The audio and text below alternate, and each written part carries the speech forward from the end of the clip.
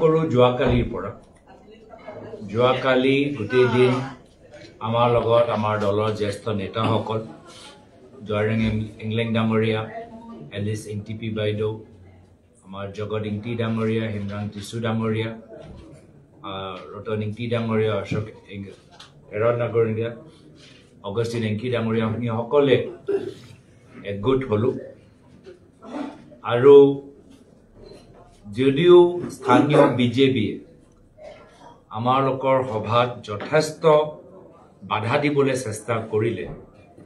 আমাৰ দলৰ কৰ্মীখিনি আৰু ৰাইজ বিজেপি দলৰ বাধা নিয়সি আমাৰ কাষ চাপিলে এয়া খেৰণিতে হওক এয়া দংঘা মুখামতে হওক বা আমাৰ কপিলী মণ্ডল দ্বাৰা আয়োজিত সভাতে হওক সেইটো এটা শুভ লক্ষণ আৰু সেইটোৱে আমি বিচাৰিছো যে ৰাইজৰ মনৰ পৰা বিজেপি দলৰ লৈ ভয়টো নাইকিয়া হৈ যাব লাগে আজি এয়া হ'ল বিজেপি দলৰ ওচৰত একমাত্ৰ এটাহে অস্ত্ৰ ভয় দেখাই তেওঁলোকৰ সমালোচনা বন্ধ কৰিবলৈ বিচাৰে ভয় দেখাই তেওঁলোকক সোধা প্ৰশ্নবোৰ বন্ধ কৰিবলৈ বিচাৰে ভয় দেখাই ৰাইজক ঘৰৰ ভিতৰত বা বিজেপি দলৰ সভা ভিতৰত আবদ্ধ কৰি ৰাখিবলৈ বিচাৰে আৰু আমাৰ চেষ্টা হ'ল ৰাহুল গান্ধী ডাঙৰীয়াৰ বাৰ্তাৰ পৰা অনুপ্ৰাণিত হৈ যে ভয় কৰিব নালাগে এই বাৰ্তা আমি অসমৰ জনসাধাৰণক দিবলৈ বিচাৰো যে বিজেপি দলৰ পৰা ভয় কৰিব নালাগে হিমন্ত বিশ্ব শৰ্মা ডাঙৰীয়াৰ পৰা ভয় কৰিব নালাগে আৰু তুলিৰাম ৰঙাং ডাঙৰীয়াৰ পৰা ভয় কৰিব নালাগে আমি আছো আৰু ৰাইজে এই বাৰ্তাটো বুজি পাইছে আৰু সেইকাৰণে বিটিআৰ নিৰ্বাচনতে হওক বা যোৱা আমাৰ আৰু আজিৰ ভিতৰত দুদিনীয়া কাৰ্যসূচী ৰাইজ যিদৰে ওলাই আছে আৰু পশ্চিম কাৰ্বি আংলঙত দেখিছেই যে ইয়াত আমাৰ সকলো ধৰণৰ বিভিন্ন ধৰ্মৰ ভাষা নিৰ্বিশেষে ৰাইজ ইয়াত আছে সকলোৱে আমাৰ ওচৰত আহিছে এয়া কাৰ্বি হওক বা অনকাৰ্বি হওক এয়া এটা শুভ লক্ষণ আমি দেখিছো যে যোৱা 10 বছৰত বিজেপি দলে পৰিৱৰ্তনৰ কথা ক'লে কিন্তু পৰিৱৰ্তন নহয় তেওঁলোকে পৰিৱৰ্তন আনিবলৈ বিফল হ'ল অসমৰ ভিতৰত ৰাজত্ব আনিলে জাতি মাটি ভেটি সুৰক্ষিত ৰাখিব নোৱাৰিলে পৰিৱৰ্তন আনিব নোৱাৰিলে বিকাশ আনিব নোৱাৰিলে আজছে দিন ভাগ আনিব নোৱাৰিলে তেওঁ মাত্ৰ আনিলে ৰাজত্ব এয়া হ'ল হিমন্ত বিশ্ব শৰ্মা ডাঙৰীয়া ৰাজত্ব আৰু কাৰ্বি আংলঙৰ ভিতৰত তুলিৰাম ৰঙাংৰ ৰাজত্ব যাৰ ফলত ৰজাঘৰীয়া মানুহবোৰ উপকৃত হ'ল ৰজা ৰাণী ভনীয়েক ভাইটি দদাইদেউ খুৰাইদেউ তেওঁলোকৰ উন্নয়ন হ'ল ৰিজৰ্ট হ'ল ডাঙৰ শীশ মহল দিল্লী যেনেকৈ শীশ মহল কয় ইয়াতকৈও শীশ মহলকৈ ডাঙৰ ঘৰ হ'ল বাগান হ'ল ৰিজৰ্ট হ'ল কিন্তু আমাৰ থলুৱা মানুহবোৰ যিদৰে উপকৃত হ'ব লাগে নহল আজি বিশেষকৈ আমাৰ এই কপিলী ফালে আমি গম পালো যে বাঁহ খেতিয়কসকল আজি মুকলিকৈ নিজৰ খেতি কৰা বাঁহটো তেওঁলোকে বিক্ৰী কৰিব নোৱাৰে টেণ্ডাৰ সিস্টেম হৈ গৈছে তো কি ধৰণৰ অৰ্থনৈতিক উন্নয়ন বিজেপি দল বাৰম্বাৰ উদ্যোগৰ কথা কয় উদ্যোগ মাত্ৰ সেমিকণ্ডাক্টৰে উদ্যোগ নেকি কাৰ্বি আংলঙত বাঁহৰ উদ্যোগ হ'ব নোৱাৰে বাঁহৰ উদ্যোগৰ যদি সৃষ্টি কৰিবলৈ বিচাৰো তেতিয়া বাঁহ খেতি কৰা মানুহক প্ৰথমতে সহায় কৰিব লাগিব কিন্তু তেওঁলোকক সহায় কৰাতকৈ আজি তেওঁলোককে বাধা দিছে টেণ্ডাৰিং সিস্টেম কৰি ৰজাই কিছু ডাঙৰ ডাঙৰ ঠিকাদাৰক সহায় কৰিবলৈ বিচাৰে আটাইতকৈ দুৰ্ভাগ্যজনক কথা উদ্যোগৰ লৈ বিজেপি দল যথেষ্ট কথা কৈ থাকে কিন্তু আমাৰ থলুৱা উদ্যোগবোৰ ক'ত গ'ল আজি উজনি অসমত চাহ উদ্যোগটো লাহে লাহে মৰি গৈছে কাৰ দিনত এই যোৱা 10 বছৰ বিজেপি দিনত আজি শুদ্ধ চাহ খেতিয়কসকল আজি তেওঁলোকে একো মূল্য পোৱা নাই 9 টকা কেজি সৰু সৰু স্মল টি গ্ৰোজ 1 কেজি 9 টকা 1 কেজি 10 টকা তেনেকে পাবলৈ গৈছে ডাঙৰ ডাঙৰ ফেক্টৰীবোৰ সব বন্ধ হৈ গৈছে শ্ৰমিকসকলৰ আজি তেওঁলোকৰ আজি ঘৰৰ অৱস্থা আৰু বেয়া লৈ গৈছে আজি থলুৱা উদ্যোগৰ ক্ষেত্ৰত কাৰ্বি আংলঙৰ ভিতৰতো বা বোকাজানৰ ফেক্টৰী কথাই কওক বা আপোনাৰ বেম্বু কথাই কওক হৰ্টিকালচাৰ ইণ্ডাষ্ট্ৰি কো ইয়াত নাই আপোনালোকে বৰপেটা হাৰ্টেবাৰীৰ ফালে যাব তাত বেল মেটেল হয়তো হয় কাহি শিল্প আছে তাত সেই উদ্যোগটো নাইকিয়া হৈ গৈছে তো উদ্যোগ মাত্ৰ টাটা আম্বানী আৰু আদানী নেকি আমাৰ থলুৱা উদ্যোগৰ কোনো মূল্য নাই অসম চাহ কাৰণে প্ৰসিদ্ধ চাহ লৈ জুবিন গাৰ্গে গৌৰৱ অনুভৱ কৰিছে আজি সেই চাহ উদ্যোগটো নাইকিয়া হৈ গৈছে আৰু সেই কাৰণে এই ৰাজত্ব আমি শেষ কৰিবলৈ বিচাৰো যেনেদৰে ৰামায়ণত ৰাৱণৰ লংকা ধ্বংস সাধাৰণ বানৰ সেনাই কৰিলে একেৰাহে হিমন্ত বিশ্ব শৰ্মা ডাঙৰীয়াৰ লংকা তুলিৰাম ৰংহাং ডাঙৰীয়াৰ লংকাটো অসমৰ জনসাধাৰণে আগন্তুক সময়ত নিৰ্বাচন সময়ত ধ্বংস কৰিলে আৰু হিমন্ত বিশ্ব শৰ্মা ডাঙৰীয়া যদি আপোনালোকে জনজাতি নেতাৰ প্ৰতি তেখেতৰ ব্যৱহাৰটো চাই তেতিয়াই গম পাব যে তেওঁ জনজাতি নেতাসকলক সন্মান নকৰে নিজে মুখ্যমন্ত্ৰী কেনেকৈ এজন জনজাতি মুখ্যমন্ত্ৰী প্ৰায়তো তৰুণ গগৈ দেৱৰ দৰে পিছফালৰ পৰা নহয় সন্মুখৰ পৰা ডেগাৰ মাৰি তেওঁ মুখ্যমন্ত্ৰী চকীৰ পৰা আঁতৰালে তাৰ পিছত কোকৰাঝাৰত গৈ দুইজন জনজাতি নেতা হাগ্ৰামা মহিলাৰী ডাঙৰীয়া আৰু প্ৰমোদ বড়ো ডাঙৰীয়াক ৰিমোট কণ্ট্ৰল যোগেদি ভয় খুৱাবলৈ চেষ্টা কৰিলে প্ৰমোদ বড়ো কেৰিয়াৰ তেওঁ ধ্বংস কৰিলে আৰু এতিয়া তেওঁ লাগি গৈছে যে কেনেদৰে হাগ্ৰামা মহিলাৰী ডাঙৰীয়াক ৰিমোট কণ্ট্ৰল দি চলাব পাৰে কিছুদিন আগত তিৱা নেতা মৰিগাঁও বিধায়ক ৰামাকান্ত দেউৰী ডাঙৰীয়া কেনেদৰে অভদ্ৰভাৱে ব্যৱহাৰ কৰিছে এজন বিধায়ক এজন তিৱা জনগোষ্ঠীৰ নেতা তিৱা কাউন্সিলৰ প্ৰাক্তন চিফ তেওঁ কেনেদৰে ব্যৱহাৰ কৰিছে তাত সন্মান নহয় তেওঁ কিবা পুতলা তেওঁ কিবা খিলনা পুতলা দৰে তেওঁলোকক ব্যৱহাৰ কৰিছে আৰু কাৰ্বি আংলঙত তুলিৰাম ৰংহাং ডাঙৰীয়া যেতিয়া আমি ছিংগাপুৰ তেখেতৰ লগত লৈ গৈছো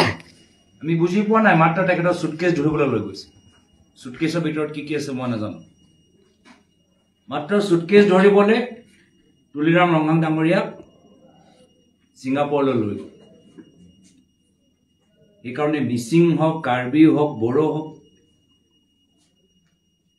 ডিমাচা হওক ৰাভা হওক হিমন্ত বিশ্ব শৰ্মা ডাঙৰীয়া কোনো জনজাতি নেতাক সন্মান নকৰে ইয়াৰ একদম বিপৰীত প্ৰায়তো মুখ্যমন্ত্ৰী তৰুণ গগৈদেৱ আছে সকলোকে ক্ষমতা দিছে দিছপুৰৰ পৰা চলোৱা নাছিল কাউন্সিলক ক্ষমতা দিছে নতুন কাউন্সিল গঠন কৰিছে ৰাজনৈতিক ক্ষমতা জনজাতিসকলক নেতাসকলক দি দিছে এয়া হ'ল আমাৰ চিন্তাধাৰা যি চিন্তাধাৰা পৰৱৰ্তী সময়ত কংগ্ৰেছৰ নেতৃত্বাধীন চৰকাৰে এই আদৰ্শবোৰ পুনৰবাৰ ল'ব যে আমি অসমৰ বিভিন্ন জনজাতি নেতাসকলক পুতলা দৰে ব্যৱহাৰ নকৰো ৰিমোট কণ্ট্ৰল যোগেদি দিছপুৰৰ পৰা আমি চলাবলৈ নিবিচাৰোঁ আমি ক্ষমতা আমি দিবলৈ বিচাৰোঁ আৰু সেইকাৰণে তেওঁলোকৰ দাবী কি কাৰ্বিসকলৰ 244 এই দাবীটো আমি বাৰম্বাৰ আমি অধ্যয়ন কৰোঁ যে কেনেদৰে আমি আগুৱাই লৈ যাব পাৰোঁ কাৰ্বি অঞ্চলত আজি যোৱা 2 দিনৰ ভিতৰত কিমান বাৰ আমাক পেটিশ্যন দিয়া গ'ল যে অসম মেঘালয় এই গিভ এণ্ড টেক পলিচিটো ভাল হোৱা নাই আমি নিজৰ আমাৰ কাৰ্বি ভাই ভনীসকলৰ কথাবোৰ আমি শুনিবলৈ আমি বিচাৰিছোঁ আৰু তেওঁলোকৰ কথা অনুসৰি আমি কামখিনি কৰিবলৈ বিচাৰিছোঁ চাৰিওফালে বিজেপি বা বিজেপিৰ লগত মিত্ৰতা কৰা ৰাজনৈতিক দলৰ ৰাজ্য চৰকাৰ অসমতে হওক মেঘালয়তে হওক বা নাগালেণ্ডতে হওক কিন্তু হিমন্ত বিশ্ব শৰ্মা ডাঙৰীয়া অসমৰ ভূমিক সুৰক্ষিত ৰাখিব পৰা নাই উৰিয়ম ঘাটত নাগালেণ্ডৰ পৰা মানুহ সোমাই গৈছে গছ গছনিবোৰ কাটি পেলালে মানুহক যে উচ্ছেদ কৰি বিজেপি হিমন্ত বিশ্ব শৰ্মা ডাঙৰীয়া খুব যে প্লান্টেশ্যন লগালে নাগালেণ্ডৰ পৰা মানুহ আহি গোটেই প্লান্টেশ্যনবোৰ কাটি দিলে আজি আমি কাপাতলৈ গ'লো আমহেলৈ গ'লো লাংহেম্পিলৈ গ'লো তাতো মানুহবোৰ কৈছে যে আমি সুৰক্ষিত নিজকে ভাবা নাই আমাক আৰক্ষী লাগে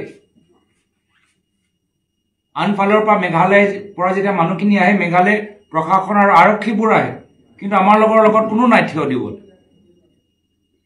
তো মুখ্যমন্ত্ৰী এয়া হ'ল তেওঁ মাটি সম্পৰ্ক তেওঁৰ নীতি যে নিজৰ পৰিবাৰত দিব লাগে নিজৰ লগত যে সৰু ৰজাবোৰ যে আছে তুলিৰাম ৰংহাং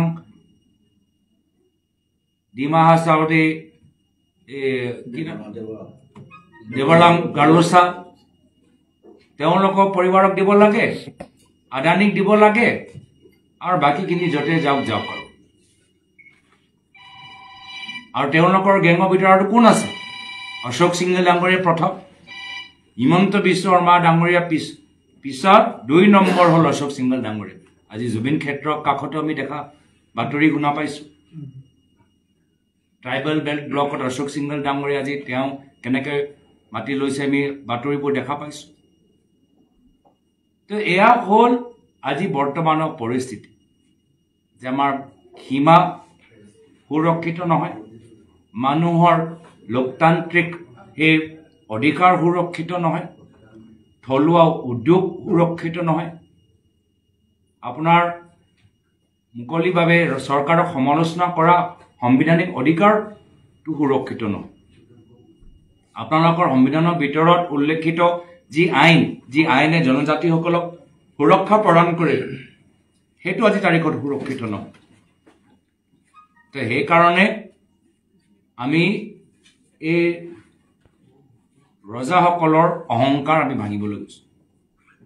হিমন্ত বিশ্ব শৰ্মা ডাঙৰীয়াই নিজকে ৰজা ভাবে আৰু আমি অসমৰ ৰাইজৰ সেৱক আৰু সেৱকৰ দৰে আমাৰ কৰ্তব্য যে ৰাইজ আজি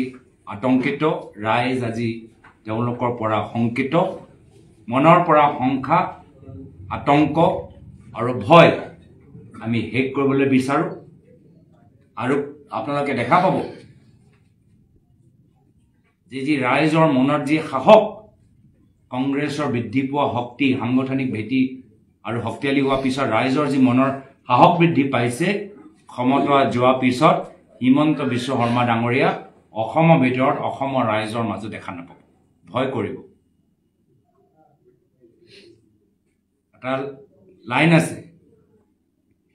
ৰাইজক মজা দিয়াবোৰক এইবাৰ ৰাইজে মজা দিব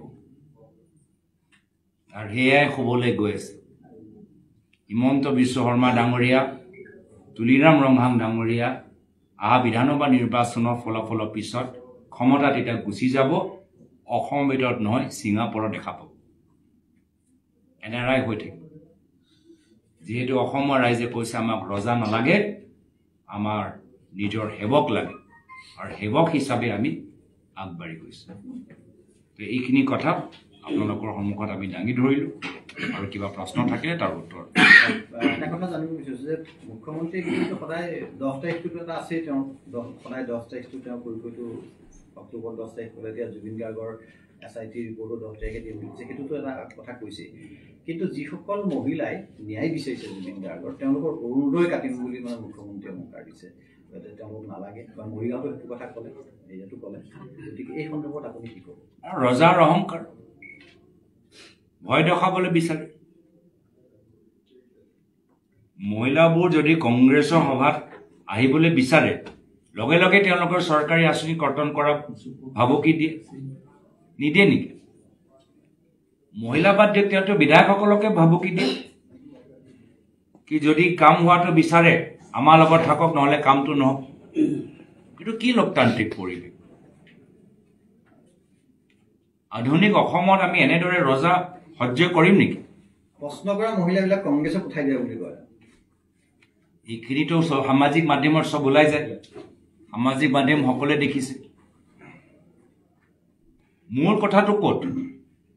মোৰ কথাটো হ'ল যে যদি তেওঁলোকে ইমানেই কাম কৰিছে তো ৰাইজক ভয় খুৱাব কিয় লাগে? যদি তেওঁলোকৰ কাম তেওঁলোকক ইমানেই জনপ্ৰিয় কৰি দিছে, ৰাইজ যদি কংগ্ৰেছৰ সভালৈ আহিবলৈ বিচাৰে, আপত্তি কি? সাংবাদিকে যদি প্ৰশ্ন সুধিব লাগে, আপত্তি কি? ৰাইজে যদি কিবা এটা প্ৰশ্ন ন্যায় বিচাৰে, তাত আপত্তি কি? ইমানো কনফিডেন্স নাই, আত্মবিশ্বাস নাই যে ৰাইজৰ প্ৰশ্নৰ উত্তৰ দিয়াটো। প্ৰশ্নটো যুক্তিপূৰ্ণ নহয় নেকি? 30 দিন পাৰ হৈ গ'ল, মুখ্যমন্ত্ৰীয়ে কৈছে হত্যা হৈছে, কেনেকৈ হ'ল আজিলৈকে আমাক জনোৱা নাই। যদি জুবিন গাৰ্গৰ হত্যা হ'ল, মুখ্যমন্ত্ৰীয়ে কওক কেনেকৈ হৈছে, ৰাইজৰ মাজত কওক। যদি মোৰ ক্ষেত্ৰত পাকিস্তানৰ কিবা লিংক পাইছে, 10 ছেপ্টেম্বৰ ডেটটো ৰাখিব নোৱাৰিলে, নেক্সট কেতিয়া ৰাইজৰ মাজত কথাখিনি ফাদিল কৰিব সেইখিনি কওক। মোক ডেফেমেশ্যন কেছৰ পৰামৰ্শ নিদিব। আমাক মুখ্যমন্ত্ৰীৰ পৰা পৰামৰ্শ নালাগে। আমি ৰাজনীতি কৰা মানুহ, ৰাইজৰ মাজত থাকোঁ। যি ক'ব লাগে ৰাইজৰ মাজত কওক যদি সাহস আছে। মই চেলেঞ্জ কৰিছোঁ মুখ্যমন্ত্ৰী, ডেট আপোনালোকে ঠিক কৰি লওক, ডিচেম্বৰ, জানুৱাৰী, এপ্ৰিল, যি আপোনালোকৰ ডেট ঠিক কৰিলোঁ। 10টো ৰাখিব নোৱাৰিলে, নিজৰ ডেটটো ৰাখিব নোৱাৰিলে, নিজৰ কৈ যোৱা তিথি যেতিয়া ৰাখিব নোৱাৰিলে, তেতিয়া সেইজন মানুহৰ ওচৰত কি থাকিল? কিন্তু মই চেলেঞ্জ কৰিছোঁ, কোৰ্টৰ ভিতৰত নহয়, ৰাইজৰ মাজত আহক, সন্মুখৰ পৰা আহক, সন্মুখত বহক, কি ক'ব লাগে পাকিস্তান লিংকত কি পাইছে SITত ফাদিল কৰক। চেলেঞ্জ কৰিছোঁ, মই চেলেঞ্জ কৰিছোঁ। মুখ্যমন্ত্ৰীগৰাকীয়ে শেহতীয়াকৈ কৈছে যে গৌৰৱ গগৈ বাহিৰত থাকিবই নোৱাৰে। কৰক না, SIT পাকিস্তান লিংকটো ফাদিল কৰক। 3 মাহ 4 মাহ SITয়ে ক'ত ক'ত গ'ল, কাক কাক সুধিলে, 10 ছেপ্টেম্বৰটো ৰিপৰ্ট জমা দিলেই। এতিয়াতো আমি নৱেম্বৰলৈকে আহি গৈছোঁ, 10 ছেপ্টেম্বৰ ৰিপৰ্ট জমা হ'ল। এতিয়া কেতিয়াবা তেওঁ ডিচেম্বৰ কথা কয়, কেতিয়াবা জানুৱাৰীৰ কথা কয়। যদি ইমানেই গুৰুত্বপূৰ্ণ অভিযোগটো কিয় ৰৈ আছে? কাৰ কাৰণে ৰৈ আছে? যদি ইমানেই গুৰুত্বপূৰ্ণ অভিযোগ, তো কাৰ কাৰণে ৰৈ আছে? ৰ'বলৈনো কি আছে? মইতো ইয়াতে বহি আছোঁ, মই ক'ৰবাত গৈছোঁ নেকি? মই অসমৰ ভিতৰতে আছোঁ, তেওঁহে অসম এৰিব লাগিব বিধানসভা নিৰ্বাচনত। এইখন SITৰ জৰিয়তে জুবিন গাৰ্গৰ ন্যায় পোৱাটো সম্ভৱ নে? আপুনি কি ক'ব? একে SIT কৰা মানুহবোৰ, জন্মনি ৰাভাটো একে SIT, মোৰ ক্ষেত্ৰতো একে SIT। মই কৈ দিওঁ, যিজন মুখ্যমন্ত্ৰী নিজৰ চাৰ্জশ্বিট লুকাবলৈ জানে, এইজন মুখ্যমন্ত্ৰী জুবিন গাৰ্গৰ তথ্যবোৰ সদায় লুকাই ৰাখিব, তথ্যবোৰ কেতিয়াও ফাদিল হ'বলৈ নিদিয়ে। এইজন মুখ্যমন্ত্ৰী চাৰ্জশ্বিট লুকাবলৈ এক্সপাৰ্ট, গভীৰ চিৰিয়াছ চাৰ্জশ্বিট লুকাবলৈ এক্সপাৰ্ট। তো সেইকাৰণে সত্য জন্মনি ৰাভাৰ ক্ষেত্ৰতে হওক, মোৰ ক্ষেত্ৰতে হওক বা জুবিন গাৰ্গৰ ক্ষেত্ৰতে হওক, তেওঁ ইচ্ছা থাকিলে কেতিয়াও সত্যটো ৰাজন নহ'ব।